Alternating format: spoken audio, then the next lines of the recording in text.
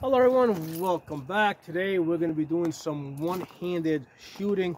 We're going to talk about some techniques that I use, and we're going to be doing it with this 40 cal. I got a 40 cal here. It's from Spear. I don't know how I ended up with Spear ammo, but I got Spear 40 cal. Usually I buy cheap crap, but however. Anyway, the reason why I'm shooting 40 cal today is because I got this beautiful slide in this week from Hooper Gunworks in the 40 cal. The reason why I got this is because, hey, I got this Glock, factory Glock, 40 caliber here, Glock 22, and I don't shoot it much. The reason why I don't shoot it so much is because I've built so many personally manufactured firearms that have all these beautiful slides on them. They all got optics, and I'd rather shoot those. Okay, so that's why I really hadn't been shooting the 40 cal. I had not made an aftermarket in 40 cal because I had heard some reports that the frames on the aftermarket frames did occasionally sometimes crack. So and then I got the idea, hey, let me get a slide that will go on my factory Glock 22. So I got this one here from Hooper Gunworks. It's called Lightning Cuts. It's got some beautiful cuts here. I did get a stainless steel barrel that's I believe it's being delivered today, but I may actually stay with the black because it's really different than anything I have. So anyway, so we're going to be shooting this one-handed. So the nice thing is, since I got this beautiful slide, all of a sudden I want to shoot 40 cal. So optics make a difference. I really don't like shooting iron sights that much. I mean, I do know how to shoot them. I shoot them well, but I like shooting optics a lot better. And I've seen that a lot with a lot of the people that I train, especially women. Right? I noticed that when I started putting women on ARs with optics, they really liked shooting them. They didn't like shooting the pistols so much with iron sights. Then later on, when I started putting optics on pistols, all of a sudden it equalized out. They now like shooting the pistols with the optics just as much as the ARs with the optics. So it's not just me; it's other people too. So the thing with shooting one-handed, right? Obviously, you got to get high in the gun. Right, no gap here, but that's standard, right? You can't have any, most of you guys are going to know that. You got to get as high as possible on the gun. Now, normally when we're shooting one-handed, right, we're trying to close this gap over here, right? Because the gun is trying to come out of the weakest part of your grip, and the weakest part is obviously going to be this opening here. So normally when we're shooting, we take this meaty part right here, and we plug that hole. We put the, there's a couple different techniques out there, but I put my thumb up on the frame here to kind of stabilize the gun even more, lean forward into the gun. A lot of people refer to this as gas pedaling the gun, right? And I push into it, and you want to hold the gun as tight as possible. Now, when you're shooting the gun one-handed, okay, what's going to happen is the gun is going to naturally want to come out of this opening, so it's going to want to kick that way. So what I'm going to do is when I put my finger on the trigger, right, what I do is I make a conscious effort to pull my trigger finger more to the right, right? So I'm pulling a little bit more to the right as I'm squeezing it. And you know what? It feels like I'm pulling to the right. In fact, I'm actually pulling it back straight. Now, what happens when most of us first start shooting, we've seen so much television and nonsense that, people naturally want to put their whole finger through the gun like this. Okay, so when we first teach people to start shooting, we say, hey, no, get that big finger out of there. Just put the soft part of your finger on the trigger, right? You put the most sensitive part of your finger on the trigger. So we teach people to shoot this, right, instead of that. Okay, and what happens is, because of this, now they tend to push. When they're shooting, they're pushing the gun more to the left. So then what I find is I have to make more of an effort to teach people to, it almost feels like they're pulling the trigger more to the right. In fact, they're pulling it back straight, okay? But you get that sensation in your finger. And it does also depend on the size of your hands, but I get a sensation that I'm pulling it a little bit more to the, I'm pulling it to the right. But the main thing is that when you press your trigger, and this is really easy to see with optics, right? When you put your finger on the trigger, especially with this gun that has an optic, I put my dot on the target. When I press my trigger, okay, I don't want that dot to move off of the off of the target. Now, actually, with this gun, I got the 32 MOA circle, right? I got the Holosun 507C. So I'm going to put my finger on the trigger, and the goal is when I press that trigger, I don't want that big circle to move off the target. Now, with the 40 cal, it's going to want to move a little bit more. So again, the gun is trying to come out of the weakest point in your grip, right? So you have to make an effort to, to control that. You're steering the gun with your finger. That's a good way to think of it, right? This is how you steer the gun. So a lot of times people will squeeze the gun the trigger finger too hard, and the gun will roll down, right? So if you're squeezing, if you see your bullets going low, or if you look in your optic and you see your circle getting pulled down, it's because you're squeezing too hard. Or if you see it going to the right, it's because you're yanking too hard to the right. Or if you see it going to the left, you're pushing it too hard. So you want to put your optic on the target and press it so it does not, so that circle does not come off target. And that's the same if you're shooting a rifle. When I'm shooting, at 200-300 yards, I put my dot on the target.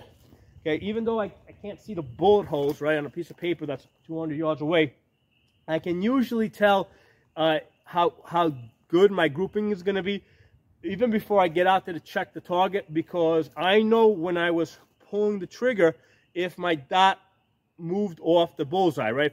If it jumped left, jumped right, because usually with the rifle, what I want to see, like if this is my target, right, my dots here, I want it to look like this: boom, boom, boom, boom. Not boof, boof, boof, boof. If I see my dot moving left, right, it usually means I pulled it. So you want to just recoil up a little bit and then come right back down on the target. Same thing with the pistol, right? You want it to, there's going to be some recoil, especially with the 40 cal, but you want it to not basically come off the target. You want it to stay on target. And we're using our finger to steer the gun, right? That's how we're controlling the gun. Now, I'm going to shoot this both right-handed and left-handed. Okay, so when I'm shooting right-handed, I'll come on this side so you guys can see me. Right? Shooting at about 50 feet there. I'm going to go left, and this is the real test. Okay, the real test is shooting in your offhand, one-handed. Okay.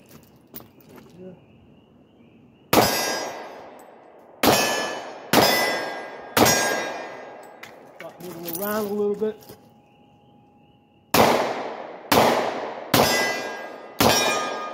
So I got 2 misses there, and I almost knew that I was going to miss before the bullet even got there, because I saw that my circle jumped to the right. Okay, so you can call your shots almost, right? You can know if you're going to hit before you even get the ding, before you even see the target impact. The nice thing about the steel is that you see it move and you also hear the sound. But before the bullet even got there, I knew I was going to miss those 2 shots because I saw my circle jump to the right. Okay, so again, practice a lot with the left hand. If you get good shooting one-handed, you'll be even better when you're shooting two-handed in your strong hand, right? But practice shooting left-handed too, with both hands, right? And then also one-handed like this, right? Practice coming out, practice, moving around, okay? You'll be able to go out, get that dot on target. I really don't like the 2 MOA dots on pistols. I like the 32 MOA circles or the 10 MOA chevron, right? The dot's just too small. The 10 MOA chevron on the 507 ACSS is really nice because you got that big 250 MOA circle around it. So if you come out and your alignment is really off, you can find it. Like this time I intentionally came out really off, and then if you're really off, like if I come out like this, right, you basically, I gotta go back to my iron sights in order to reorient the gun, right? If I come out in an awkward position, there's lots of reasons why you might come up in an awkward position. You might be moving on uneven ground, and you may not punch straight out. Okay, but if you got the 507 ACSS with the big 250 MOA circle around it, that's going to help you guide it to the center. And the other thing is with shooting one-handed, when you're doing your presentation, think of punching, right? You punch the gun out, right? You've been pointing at things your whole life, right? you know, you practice shadow boxing, right? So the same way you punch out, right, with your hands, you punch out with the gun, right? Punch outs to the target, right? Straight out. No, you're not casting, you're not fishing, you're not bowling, right? You're punching straight out, you know, like a jab, right? Just like just like the boxer's gonna jab. Like I used to teach boxing, so same way you're gonna jab out, you go straight out, right? Straight out, and your dot's gonna be on target. Okay, straight out. All right, so I hope you guys enjoyed that. And again, the main thing I wanted to mention here is when you're holding the gun one-handed, right? This is the weakest point in your grip. The gun is trying to come out of that hold. You're going to offset that with your trigger finger by pulling in the opposite direction in order to offset the fact that the gun's trying to come out of this weak point over here. And that's going to keep your dot on target. So hope you enjoyed that. Find me on Odyssey. All of my videos have transferred over to Odyssey. It's like a total of 1,480. Okay, over 1,400 videos are now on Odyssey. I wanted to get them all over there because, you know, YouTube's been playing funny games here with deleting videos and giving strikes and that kind of stuff. So everything's over on Odyssey. You can find me there. I also have backup channels here on YouTube. Look up Absolute Guns. Look up Pocono Shooting, the backup channels. On Odyssey, I'm Pocono Tactical. So thanks for watching. I'll talk to you guys soon. And here I'm Safa. TSAFA is my main YouTube channel. Hey everyone, something I wanted to add. I was reviewing the video from before. When you're shooting two-handed, right? Like we said, you get as high as you can on the gun so the gun can't roll back. Meaty part basically fills in this hole over here. Thumb goes over here. Now, on some guns, you may not be able to do it. The gun might be too small. There might be buttons there, whatever. On some guns, you may not be able to do it. On other guns that have safeties, your thumb sometimes may need to ride on top of the safety in order to push down on it and make sure the safety is off, right? Like a 1911. Or if it's like a Beretta 92, your thumb goes under the safety, pushing it up, because that's the safety on that gun works in the opposite direction. So if you have a safety on your gun, generally your thumb is going to be riding on that safety in the direction to make sure that it's not on. Okay, so whatever the off switch position is, that's the direction that you're going to generally putting your thumb in. Okay, so on a 92, thumbs up. On a 1911, it's thumb down on top of the safety. All right, but anyway, the thing I really wanted to mention here is grip the gun here, meaty part fills the hole, thumb goes on the frame over here, right? This hand basically controls the gun, right? The off hand controls the gun. The other hand, your main hand, that controls the trigger, right? So when I'm shooting two-handed, the main job of this hand is to basically control the fire control group, right? The finger, the trigger group, right? This hand over here, that controls the gun. That's how I explain it to people when you're shooting two-handed. This is the hand that controls the gun, all right? And you want your grip to be consistent throughout your shooting. So before, during, and after the shot, you want to have the same grip. You don't want to loosen up between your shots. You don't want to go bang and then loosen up, bang and loosen up. That's one of those things I've seen with a lot of beginners, okay? You want to be consistent throughout the whole shooting. Bang, bang, bang, bang. Your finger, your left hand is going to be consistent on the grip. The way to test this or to examine this is you videotape yourself. All your cases should be ejecting like in an arc and landing in the same spot to your right, okay? If your cases are going off in all these different directions, it means that your grip is inconsistent throughout your shooting. If I'm shooting in this direction here, and I got a cup on the table there, you know, all my cases should basically end up in that cup, okay? If I'm, in fact, holding the gun consistently through every shot. So I just want to clear that up because earlier I said grip the gun as tight as possible, but I didn't say which hand to grip it as tight as possible. That's the off hand, right? So left hand here is gripping it as tight as possible, all right? The right hand is firm, but not too tight, because if you hold the gun too tight, it's going to start to shake. So if you find that the gun shakes when you're shooting, it's probably because your grip is too tight. Okay, that's why your offhand is the one that grips the gun tight. If I'm shooting lefty, then the right hand is the one that controls the gun. Okay, so the funny thing is that if you hold the gun in your right hand, shooting two-handed, you're actually shooting left-handed. All right, if you're a lefty with the gun in your left hand, you're actually shooting righty because your right hand is the one that's controlling the gun, right? Right now, my right hand is the one that's really controlling the gun. The left hand is just controlling the trigger, okay? So that's how that works out. Now, if I'm shooting one-handed, obviously I don't have the option of, of getting a second hand on the gun. So I'm going to hold the gun firm, but again, not so tight that the gun starts shaking, okay? I'm going to hold it firm. And I'm going to control the fact that the gun's trying to come out of this opening here with my trigger finger, right? I'm going to apply pressure here to steer the gun and keep it where I want to keep it. And like I said, while I'm shooting, I'm focusing on my reticle to make sure it stays on target. If you don't have an optic, then you just focus on your front sight, right? So if you've got just iron sights, the problem with that is there's three things that you're looking at, right? You're looking at the target, you're looking at the front sight, you're looking at the rear sight. So there's three things.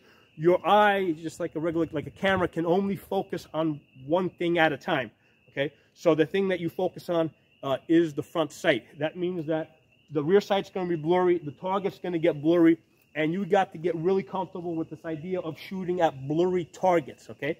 The nice thing about the optics, single point of aim, I just focus on the target, right, and my dot is on the target. It's not holographic, but it's almost holographic. Okay? I just look at my target, I focus on that, dot is on it, or in this case, circle, 32 one-way circle, if I got a 10 one-way shot, whatever I got. So I just look at the target, and the dot is on it, single point of aim. If you've got only iron sights, then you focus on your front sight and get comfortable with the idea that you're shooting at a blurry target. That's actually very, in a self-defense type of situation, it's really hard to, you can practice a lot. You can get really good at shooting, focusing on your front sight, but if, that target over there is not trying to kill you, when that target is a real threat to you, it's very hard to basically bring your focus back from the thing that's trying to kill you to your front sight. That's almost unnatural. So the natural thing for you to do is to basically look at the thing that's scaring you, okay? So that's why I think optics are so great on guns, because it allows you to aim the way your body naturally wants to aim, which is basically to look at the thing at the distance that you're trying to shoot at. So, yeah, thanks for watching. I'll talk to you all soon.